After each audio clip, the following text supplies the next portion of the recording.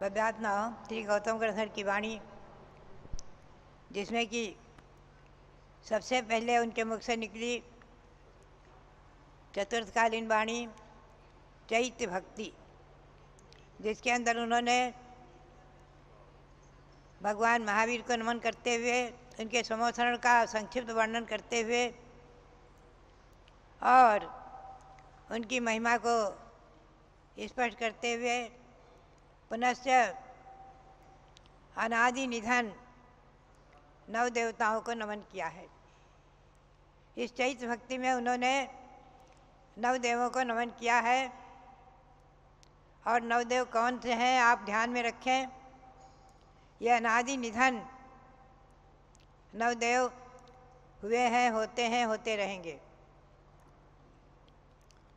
अर्हत सिद्धाचार्योपाध्यायेभ्यो तथा च साधुभ्यः सर्व जगत बंदेभ्यो नमोस्तु सर्वत्र सर्वेभ्यः। एक काव्य में श्री गौतम स्वामी ने कहा है, यह उनके से मुगला काव्य है चैत्य भक्ति में।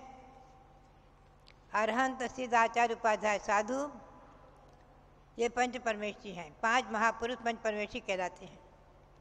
इसके साथ जिन धर्म जिनागम जिन चैत्य इति पंच महापुरुषाः प्रणुताः जिन धर्म वचन चैत्यानि चैत्यालयाश्च विमलां दिशन्तु बोधिं बुद्धनिष्ठाम्। जिन धर्म जिनागम जिन चैत्य और चैत्यालय, हम और आप चिंतन करें कि नवदेवता कहाँ कहाँ हैं। आप ध्यान में रखें, अरहंत सिद्ध आचार्य उपाध्याय साधु। आज हमारे इस भरत क्षेत्र के आर्यखंड में जहाँ हम और आप रह रहे हैं, ये षटकाल परिवर्तन से 5वां काल चल रहा है, इसलिए इसमें कोई अरहंत नहीं है। साक्षात केवली भगवान केवली नहीं है, भगवंतों के समोसरण नहीं है, सामान्य केवली भी नहीं है। इसलिए अरहंत तो कहलाते हैं जो 4 घातिया को नष्ट करके समोसरण में विराजमान रहते हैं या गंधकुटी में विराजमान रहते हैं, वो अरहंत परमेशी है। और सिद्ध परमेशी वो कहलाते हैं जो अघात्या कर्मों को भी नष्ट करके अपनी आत्मा से सब कर्मों को पृथक करके और लोक के अग्रभाग में सिद्ध शिला के ऊपर विराजमान हैं, वो सिद्ध परमेशी कहलाते हैं। तो वर्तमान में यहाँ इस जम्बूद्वीप के भरत क्षेत्र के आर्यखंड में अरहंत और सिद्ध परमेष्ठी नहीं है। और ये हैं विदेह क्षेत्र में 170 कर्मभूमियाँ मानी हैं। 34 तो कर्मभूमि है जम्बूद्वीप में। आप ध्यान में रखें, एक भरत एक ऐरावत और 32 विदेह क्षेत्रों की 34 कर्मभूमियों में ये अरहंत सिद्ध आचार्य उपाध्याय साधु होते हैं। तो वर्तमान में आर्यखंड में, इस भरत क्षेत्र के आर्यखंड में और ऐरावत क्षेत्र के आर्यखंड में अरहंत और सिद्ध नहीं है। 3 परमेष्ठी हैं, आचार्य उपाध्याय साधु। ये तीनों परमेष्ठी हमें और आपको इनके दर्शन होते हैं और ये अंत तक रहेंगे, पंचम काल के अंत तक। चतुर्थ काल में 5 परमेष्ठी रहे हैं, क्योंकि यहीं से सिद्ध होते रहे हैं, समय शिखर से, कैलाश पर्वत आदि से। और अरहंत परमेष्ठी उनके समोसरण रहे हैं। वर्तमान में 160 जो विदेह क्षेत्र हैं, जम्बूद्वीप में 32 हैं। आगे धातीखंड में, पूर्व धातीखंड में 32, पश्चिम धातीखंड में 32, पूर्व पुष्करार्ध में 32, पश्चिम पुष्करार्ध में 32, ऐसे कुल मिलाकर 160 जो विदेह क्षेत्र हैं, उनमें आज भी अरहंत हैं, केवली भगवंतों के समोसरण है, तीर्थंकर भगवंतों के समोसरण है। शिवंदर, युगवंदर, बाहु सुबाहु आदि जो 20 तीर्थंकर का नाम हम पढ़ते हैं, उनका विधान, उनके पूजा उनकी आज करते हैं। ये 20 तीर्थंकर विद्वान आज मौजूद हैं विदेह क्षेत्रों में, उनके समोसरण मौजूद हैं, वो समोसरण में विराजमान हैं। श्री कुंद कुंद स्वामी ने लगभग 2000 वर्ष पूर्व श्री कुंद कुंद स्वामी हुए आचार्य, एक देव उन्हें अपने विमान में ले जा करके और शिवंदर स्वामी के दर्शन कराए थे विदेह क्षेत्र में। ऐसा वर्णन पंचास्तिकाय की टीका में और अनेक ग्रंथों में आया है। बाकी वर्तमान में हम और आप विदेह क्षेत्र में नहीं जा पाते हैं। तो भव्यात्माओं, ये यहाँ पर आर्यखंड में पंचम काल की प्रवृत्ति होने से आचार्य उपाध्याय साधु तो हैं और नवदेवताओं में अरहंत सिद्ध नहीं है। और जिन धर्म है, जिन धर्म क्या है? अहिंसा परमो धर्मः। ये भारतीय संस्कृति का अनादि मूल धर्म है और अनंत काल से, अनादिकाल से चला आ रहा, अनंत काल तक रहेगा। अहिंसा परमो धर्मः, ये मूल धर्म जिसे हम जैन धर्म के नाम से भी जानते हैं, ये भारतीय संस्कृति का मूल धर्म, ये हमेशा जो है रहेगा, अनादि निधन है। तो जिन धर्म है, जिन आगम है, भगवंतों की वाणी स्वरूप शास्त्र है, षटखंडागम ग्रंथ है, गौतम गणधर की वाणी, चैत्य भक्ति, प्रतिक्रमण आदि पाठ, षटखंडागम ग्रंथ है, धवल, जय धवल, महाधवल आदि। तो बात यही है। और बहुत से ग्रंथ, तिलोपनत्ति, तिलोकसार आदि ग्रंथ, पद्म पुराण आदि ग्रंथ, ये सब हमारे मान्य जिनागम कहलाते हैं। और जिन चैत्यानी, जिन प्रतिमाएं, जिनका अभी आप अभिषेक कर रहे थे, जिनके दर्शन आप कर रहे हैं, जिनकी छत्र छाया में हम और आप बैठे हुए हैं, ऐसे जिन प्रतिमाएं, ये जिन चैत्य कहलाती हैं। चैत्य यानी प्रतिमाएं, आप ध्यान में रखें। और चैत्यालय यानी मंदिर, जिनमें प्रतिमाएं विराजमान हैं। ऐसे जिन चैत्यालय भी अनादिकालीन हैं, ध्यान रखें। अनादिकाल से अकृत्रिम जिन मंदिर असंख्यातों हैं और कृत्रिम जिन मंदिर संख्यातों होते हुए भी अगर त्रिकाल की अपेक्षा हम देखेंगे तो अनंतों हो जाएंगे। इस युग में सर्वप्रथम इस अवसर्पणी काल में, युग की आदि में, इंद्र ने, सौधर्म इंद्र ने, अथवा यूँ कहे सौधर्म इंद्र की आज्ञा से कुबेर ने इसी 700 जन्मभूमि में 5 मंदिर बनाए थे। ऐसा आदि पुराण में वर्णन है, महापुराण में वर्णन है। 5 मंदिर बनाए थे सर्वप्रथम अयोध्या की रचना करके, और यहाँ बीचों बीच में एक मंदिर और चारों दिशाओं में 4 मंदिर, ऐसे 5 जिन मंदिर बनाए थे युग की आदि में भगवान ऋषभदेव के समय। उनके जन्म से ही पहले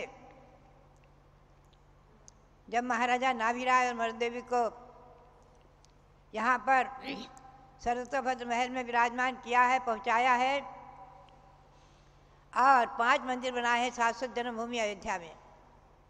और भी इंद्रों के द्वारा, कुबेर के द्वारा अनेकों जिन मंदिर, हजारों हजारों जिन मंदिर बनवाए गए हैं, ऐसा वर्णन आता है। तो भव्यात्माओं, ये 700 जन्मभूमि अयोध्या, जिसमें सर्वप्रथम युग की आदि में 5 मंदिर बने, और पुनश्च चक्रवर्ती भरत ने इस 700 जन्मभूमि अयोध्या में हजारों जिन मंदिर बनवाए हैं और रत्नों की जिन प्रतिमाएं विराजमान की हैं, और कल्पद्रुम नाम से महाविधान, महान अनुष्ठान किया है, खूब किमिच्छक दान बांटा है, ऐसा महापुराण में वर्णन है। युग की आदि में चक्रवर्ती ने, यह अयोध्या इतनी बड़ी नहीं थी, अयोध्या बहुत विशाल थी, बहुत विशाल थी। 81 मंजिल का ऊंचा भगवान ऋषभदेव का महल, जिसमें भगवान ऋषभदेव जन्मे हैं, ऐसी अयोध्या बहुत विशाल थी।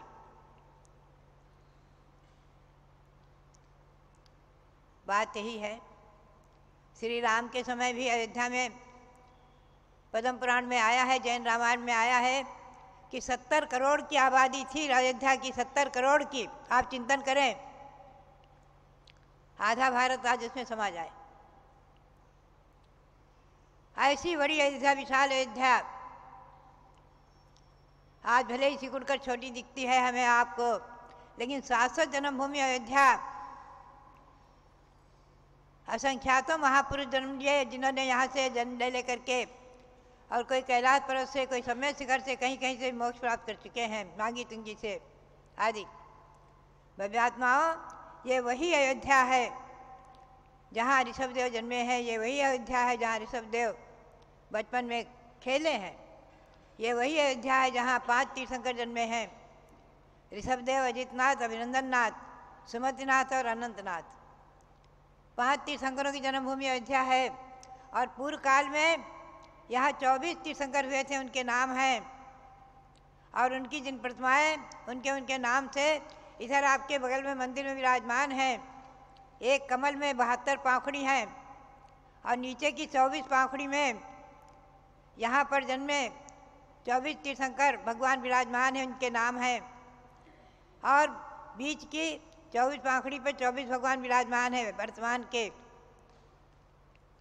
और ऊपर की 24 पाखुड़ी में आगे होने वाले जो 24 तीर्थंकर यहीं जन्मेंगे, महापद्म आदि, उनके नाम उपलब्ध हैं। ऐसे 3 24 एक कमल में 72 पाखुड़ी पर विराजमान है, जिनके आप रोज दर्शन करते हैं अयोध्या में। आज अयोध्या में हमारे सब प्रांत से, हर प्रदेश से, हर प्रांत से जैनियों का आगमन हो रहा है। अयोध्या अंतर्राष्ट्रीय स्तर पर भगवान ऋषभदेव की जन्मभूमि के नाम से प्रसिद्धि को तो प्राप्त ही है, श्री राम जन्मभूमि से प्रसिद्धि को प्राप्त है। श्री राम भी जैन रामायण के अनुसार श्री ठाकुर वंश में भगवान ऋषभदेव के वंश में ही जन्मे हैं। ऐसे मैं बता रही थी कि 9 देवों का वर्णन आज भी जिन चैत्य मन, जिन प्रतिमाएँ और जिन मंदिर बनवाने की परंपरा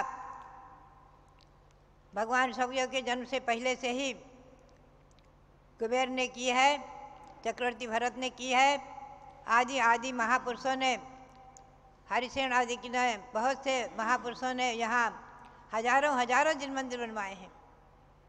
आज से लगभग 125 वर्ष पूर्व यहाँ पर 100 जैन मंदिर थे, ऐसा एक इतिहासकार ने अपनी पुस्तक में लिखा है। आज भी यहाँ पर भगवंतों के जन्मभूमि के स्थान पर मंदिर बन गए हैं, भगवान विराजमान हैं। जहाँ उनके प्राचीन चरण थे, परंपरा से प्राप्त चतुर्थकाल से आए हुए परंपरागत जिनका जीर्णोद्धार होता रहा है। जीर्णोद्धार की परंपरा भी बहुत प्राचीन है, अनादि है। भव्यात्मा इस प्रकार से जो है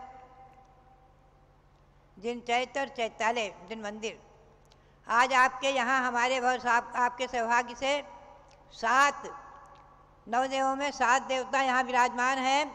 आपके इस आर्यखंड में, जम्बूद्वीप के भरत क्षेत्र के आर्यखंड में आचार्य उपाध्याय साधु, ये 3 जीवंत 9 देवताओं में 5 परमेष्ठी में 3 परमेष्ठी। और जिन धर्म है, जिन आगम है, जिन चैतन्य, जिन प्रतिमाएँ हैं, कृत्रिम, भले ही अकृत्रिम के दर्शन हमको नहीं हो रहे हैं, अकृत्रिम जिन प्रतिमाएँ असंख्यातों, और जिन 43, तो 7 देवताओं के आप दर्शन कर रहे हैं। ध्यान रखें, नोट करके आप अच्छी तरह से समझ लें कि अरहंत सिद्ध न होते हुए भी 9 देव वर्तमान में, उनके हम दर्शन करके अपने मानव जीवन को सार्थक कर रहे हैं। और ये 9 देव जो हैं मध्यलोक के 2.5 जीव तक ही हैं। ध्यान रखें, आगे पंच परमेष्ठी नहीं होते हैं, लेकिन असंख्यातों द्वीप समुद्र में जिन धर्म है, जिन आगम है, वाणी की अपेक्षा, और जिन चैत्य और चैत्यालय हैं, असंख्यातों द्वीप समुद्रों तक व्यंतर देवों के जिन मंदिर हैं, और ज्योतिर्वासी विमान जो आपको आकाश में दिख रहे हैं, सूर्य, चंद्रमा, ग्रह, नक्षत्र और तारा, ये 5 प्रकार के ज्योतिर्वासी देव जो आकाश में हमें और आपको दिखते हैं,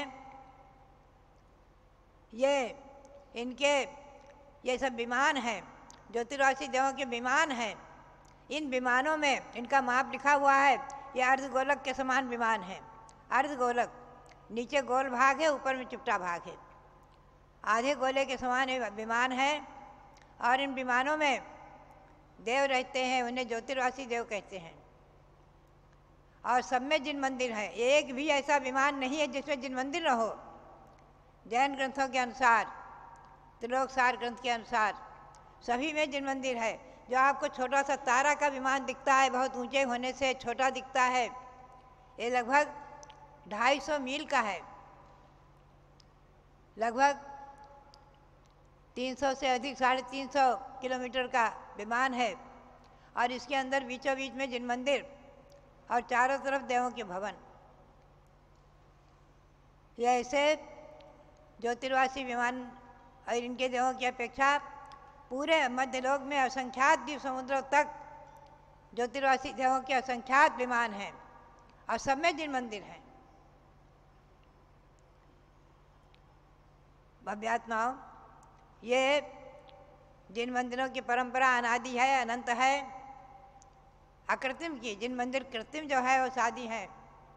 ऐसे ही 9 देवों को नमन करते हुए हम और आप आज यहाँ 700 जन्मभूमि अयोध्या में विराजमान भगवान शबदेव आदि तीर्थंकर भगवंतों को और जो 720 जिन प्रतिमाएँ विराजमान हैं, 720 तीर्थंकर भगवंतों को, 30-24 के भगवंतों को, और अपने अपने जिन मंदिर में विराजमान अपने अपने शहर में, नगर में, गांव में, चाहे दिल्ली हो, चाहे कलकत्ता हो, चाहे मुंबई हो, चाहे लखनऊ हो, सभी जगह अपने अपने मंदिरों में विराजमान जो कृत्रिम जिन प्रतिमाएँ हैं उन सबको नमन करते हुए, और जितने भी जिन मंदिर हैं वर्तमान में लगभग 10,000 से भी अधिक जिन मंदिर हैं अपने इस भारत क्षेत्र के आर्यखंड में,